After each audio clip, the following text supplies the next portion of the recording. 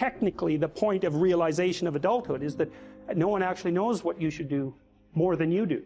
I mean, it's a horrible realization, because what the hell do you know? It's a terrible realization, and people will often pick slavery, permanent slavery, to the spirit of the Great Father, let's say, over that realization, and it's completely understandable. But the problem with it is that there's more to you than you think, and so if you continue to hide behind that figure, then you never have a chance to understand that there's more to you than you think, far more to you than you think. I want you to think about who you have to be. Because who you've been, Einstein said, the thinking that has brought me this far has created some problems that this thinking can't solve. That in order for this to be an explosive year for you, in order for your business to grow by leaps and bounds, you have to be a different person. You have to die to who you are now to give birth to who you must become. So I want you to think about that. What radical change will take place? What will be different about you? You can do anything you want without limitation. Whatever it is that you decide you want to make come true in your life, you can do that. It is going to take an inhuman amount of work. You're going to have to be prepared to break yourself in half. You are going to have to learn more than anyone has ever learned. You're going to have to push yourself harder than anyone has ever asked you to push yourself before. You're going to go way beyond your breaking point. You're going to run until you vomit. You're going to study until you fall asleep. You're going to push and push and push. And then you're going to push some fucking more. And when you hit the limit, you're going to push again beyond that. You're going to force yourself into an adaptation response. And why? Because as Malcolm X said, the future belongs to those who care for it today. We do have a purpose. We may not be perfect people. We may not have perfect situations, but we are still significant nonetheless. And we have been blessed with a rich body of emotions. We have emotions. We're not like roses or plants or bushes that have life without feeling. We have feelings, and when we use them properly, they are very effective in motivating you toward your destiny. Too many religious people are taught to believe that they don't deserve anything. And some religious people even pray that prayer, "Oh Lord, I know I'm not worthy." You want to experience the very best of life, you must believe that you deserve the best. Why is it that most people don't pursue their dreams, or don't do better than what they're doing if they're capable of doing it? I think that many of us don't go the next step because we don't know what to do yet. And I say that the reason that we don't even explore the possibility of what to do is because subconsciously we don't believe that it can happen for us, and we don't believe that we deserve it. I'm saying that you've got to make some conscious effort to begin to work to develop you. Get the action habit. Here's something leaders in every field agree on. There is a shortage of top-flight, expertly qualified persons to fill key positions.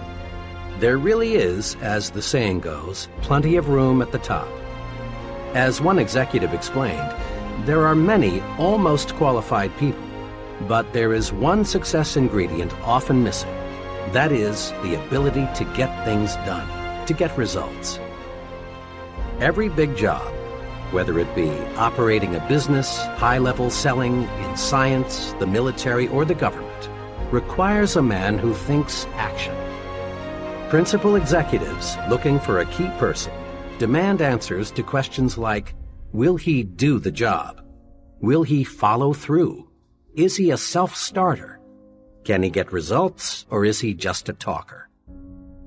All these questions have one aim: to find out if the fellow is a man of action. Excellent ideas are not enough.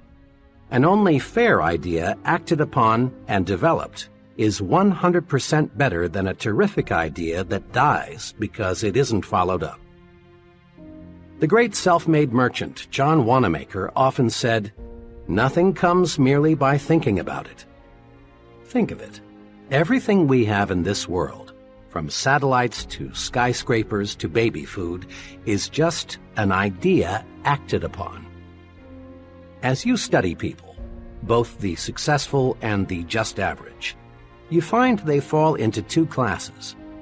The successful are active. We'll call them activationists. The just average, the mediocre, the unsuccessful, are passive. We'll call them passivationists. We can discover a success principle by studying both groups. Mr. Activationist is a doer. He takes action, gets things done, follows through on ideas and plans. Mr. Passavationist is a don'ter. He postpones doing things until he has proved he shouldn't or can't do them, or until it's too late. The difference between Mr. Activationist and Mr. Passavationist shows through in countless little ways.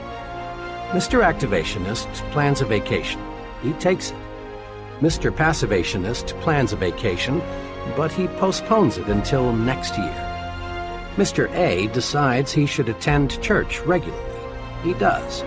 Mr. P thinks it's a good idea to go to church regularly too, but he finds ways to postpone acquiring this new habit. Mr. A feels that he should drop a note to someone he knows to congratulate him on some achievement. He writes the note.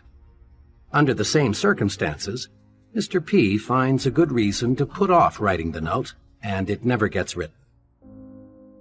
The difference shows up in big things, too.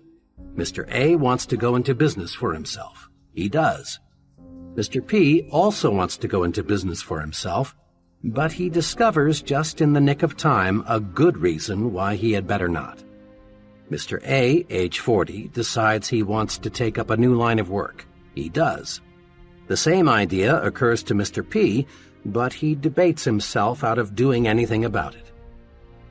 The difference between Messrs. Activationist and Passavationist shows through in all forms of behavior.